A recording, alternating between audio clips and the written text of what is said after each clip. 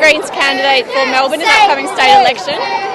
In the inner city, the Greens have a really good chance of winning a couple of seats here in Melbourne, and if we do win those seats, we'll be in a very strong position to demand that whoever's in government, they rip up the east-west contracts and make sure that this disastrous project is not built. I'm here with thousands of people from across Melbourne and across Victoria who are saying that this project is an absolute dud. It doesn't make any economic sense. It's going to rip up our parkland, destroy people's homes, and put more polluting cars on the road and do nothing to fix our public transport crisis. Save the zoo!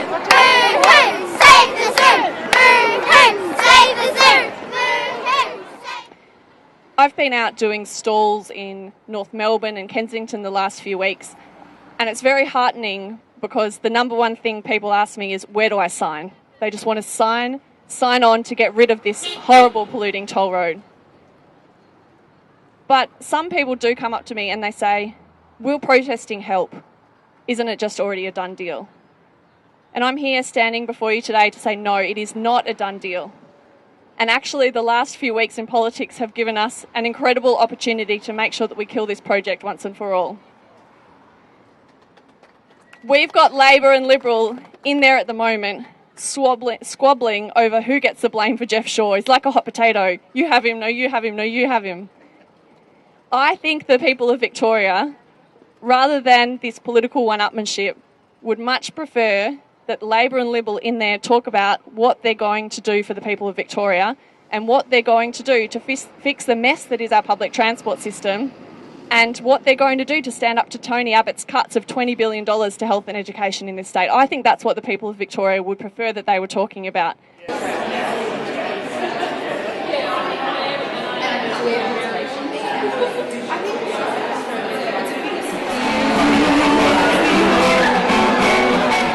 Well, I'm delighted to be here launching Ellen Sandell's campaign for the seat of Melbourne.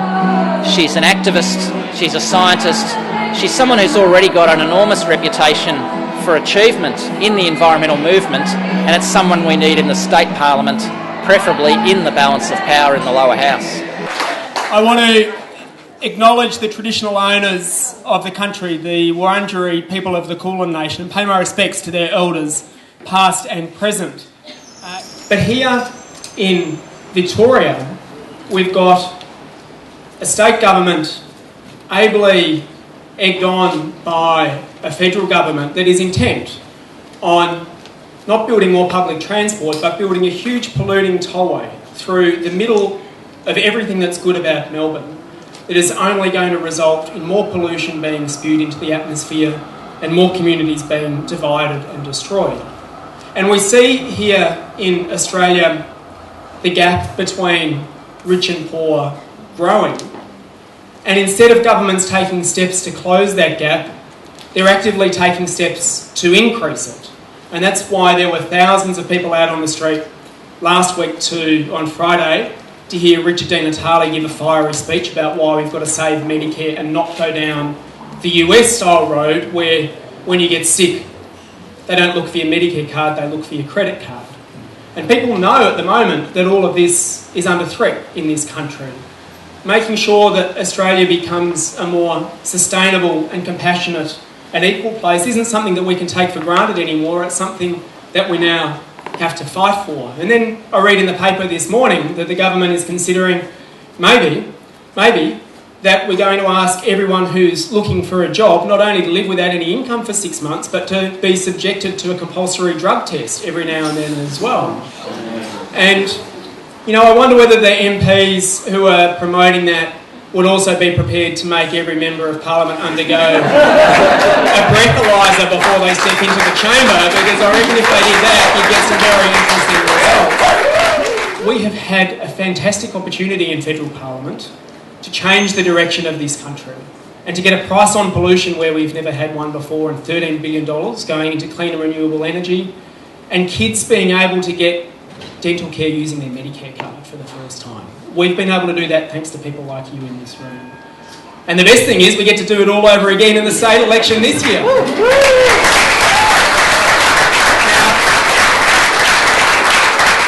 closing that gap that I was talking about between rich and poor we can do so much of that at the state level by pushing for more affordable housing and looking after the people nearby who are doing it tough. And that is something that has also been close to Ellen's heart. So I can't feel any prouder than being up here and endorsing Ellen, but to tell you a little bit more about what a fantastic candidate she's going to be and why you guys need to work yourself to the bone between now and November to make sure she gets elected. I'd like to introduce you now to the leader of the Greens and the man who's going to be leading the party that will hold balance of power in Victorian Parliament in both houses after November 29, Greg Barber.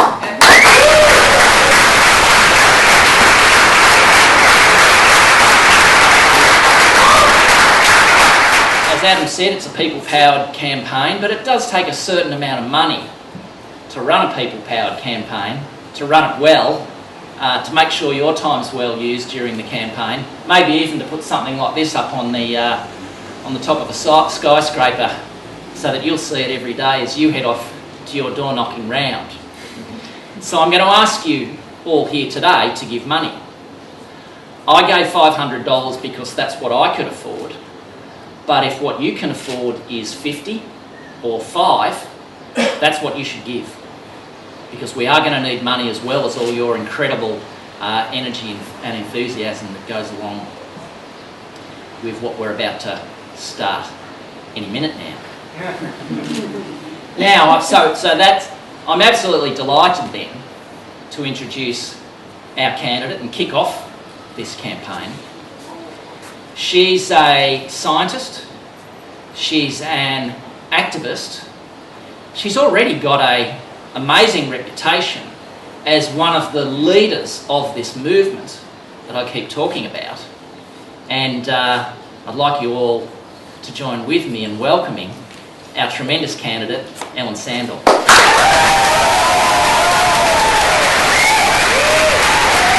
I never really thought that I'd be standing up here running for Parliament, but I want to tell you a little bit about my journey that led me to be here and that I think leads us all to be in the room, which is the most important place that we could be right now.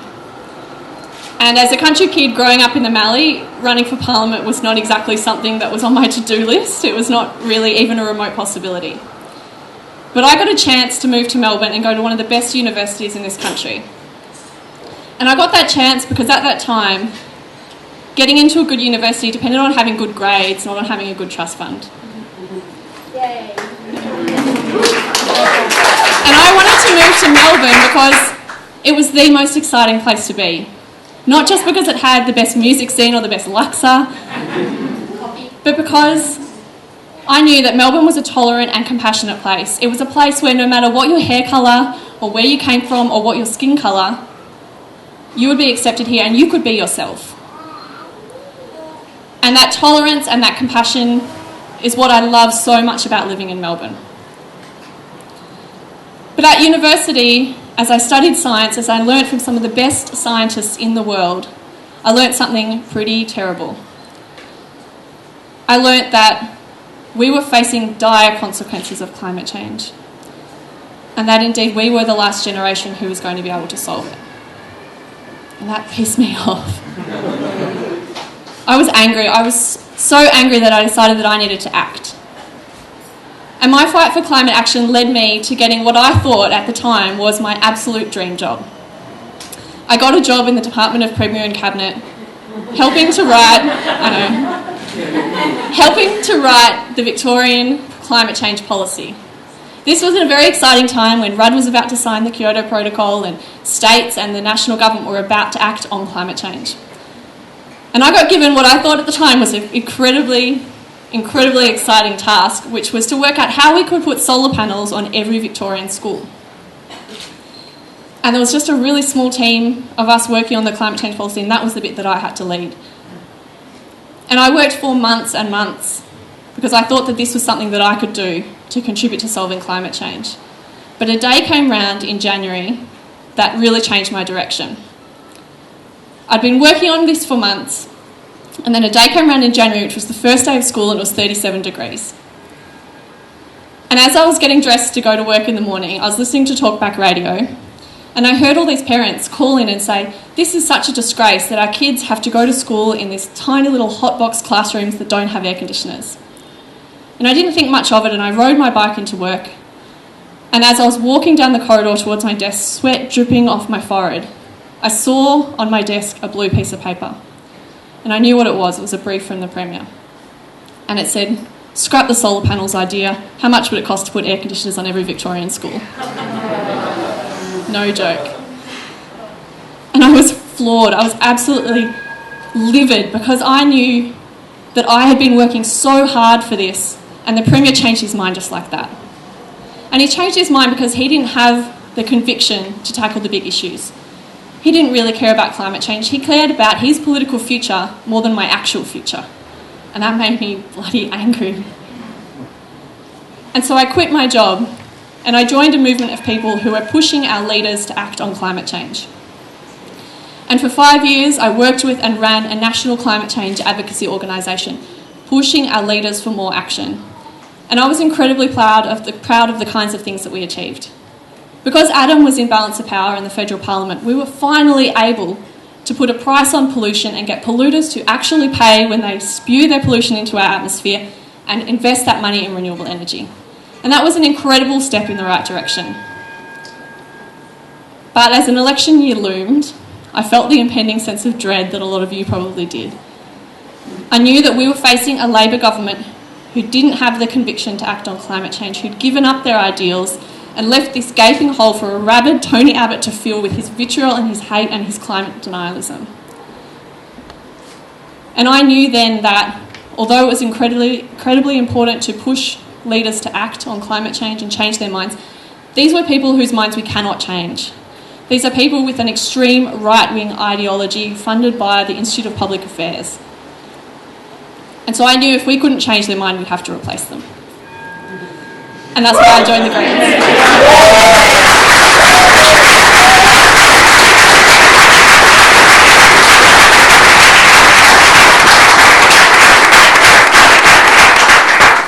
And I worked on the ACT election trying to get a senator from the Greens elected over a Liberal senator, and we missed out by just 0.6%, and that could have changed the face of our Senate. And like many of you, he here was pretty devastated at the election result. Me too. I was devastated at the prospect of a Tony Abbott Prime Minister ripping up everything that I cared about. And I looked around and I thought, well, where do we go now? And to be honest, I thought about leaving the country. But it's times like these when we can't leave the country, we need to stay and fight. And we have an incredible opportunity here in Victoria this year. As Adam mentioned, we literally have a government that is held together by one crazy guy in Frankston who thinks a woman doesn't have the right to control her body and doesn't have the right to choose and thinks that her eggs are in her tummy. We have a Liberal government who wants to build a hunking great toll road right through everything that we love about Melbourne, our parks, our cafes, our homes, our neighbourhoods, and says that if we want to protest about it, well, he'll make that illegal. A Premier who thinks that it's not acceptable to build a wind farm anywhere in Victoria, but how dare we get up and suggest that you would even think to regulate coal mines and coal plants. And we have a Labor opposition who doesn't have the conviction to rip up the contracts for the East-West Toll Road if they're signed before the election. They don't have the guts.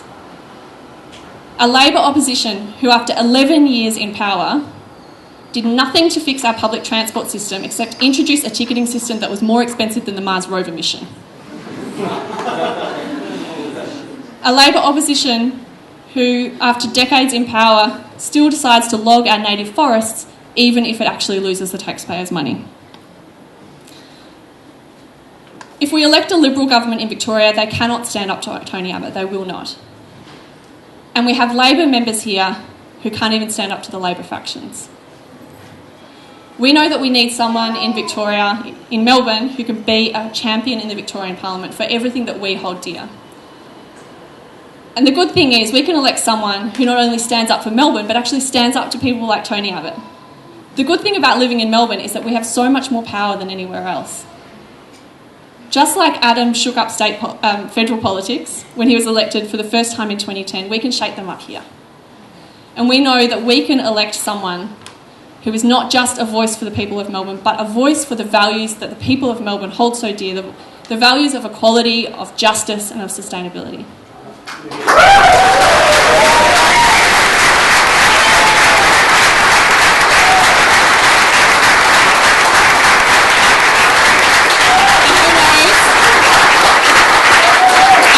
We might even get balance of power and force those values onto the people who don't have the conviction to stand up for those values themselves. But I can't do it by myself. It's so great to see all of you here, and I cannot imagine a better group of people to be doing this with. There are a lot of doors to knock on, a lot of phone calls to make, but thank you so much for being here, and thank you so much for everything you'll do over the next 6 months to help ensure that we can stand up to Tony Abbott and have an elected representative in Melbourne who stands up for the values that we all care so deeply about. Thank you.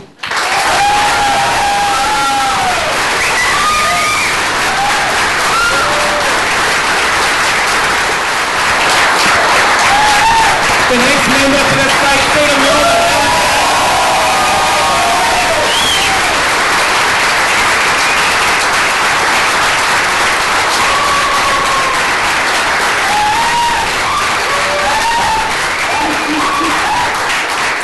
I just heard Ellen's story for the first time about her inspiration and the motivation to becoming a Greens politician, and I think what a fabulous person she'll be to have in our parliament, with such passion and dedication and focus on the really important stuff. But her story of learning about climate change and realising just how serious it was, very similar to mine. In fact, I reckon my first step on my journey to the Senate was learning about the greenhouse effect and the likely impacts on our climate in a second-year climate science lecture when I was at university. So I think I'm just struck by seeing Ellen's commitment and passion and dedication, and thinking what a wonderful addition to our Greens team of politicians at federal, state and local government level she will make. It's so exciting to see so many people here in the room here today who are going to be working with her to help get her elected to being the member for Melbourne, and I am looking so much looking forward to being a Senator for Victoria and working with Ellen as the member for Melbourne. Hi, I'm a supporter of Ellen because I'm extremely worried about climate change and having a future for my children, their children and their children. I'm a supporter of Ellen and I'm voting for the Greens because I'm voting for a more compassionate Melbourne, and I think the Greens are our biggest hope for ensuring a safe climate future.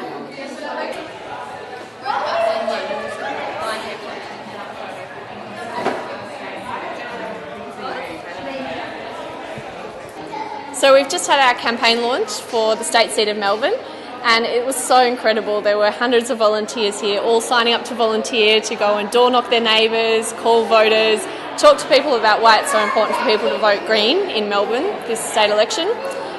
When I'm out there talking to voters, people are really upset with the old parties and think that they're not standing up for the things that matter. And the Greens are standing up for the things that matter. We're standing up to say no to Napthine's huge east-west toll road that's going to cut through our parklands and our houses and the neighbourhoods and everything we really love about Melbourne. And the Labor opposition is going to sign the contracts if they're signed before the election. It's not going to rip up the contracts if they're signed before the election. So we've got two old parties who won't invest in public transport, and with Abbott's real brutal budget cutting health and education in Victoria, we really need someone in Melbourne who's going to stand up for what matters, stand up for the people of Melbourne and our values, but also stand up to people like Tony Abbott. So it was just incredible to see hundreds of volunteers 6 months out from the campaign already willing to sign up to volunteer, people who've never volunteered before, because they really share the values of the Greens and they want to see a strong independent voice in Melbourne this year.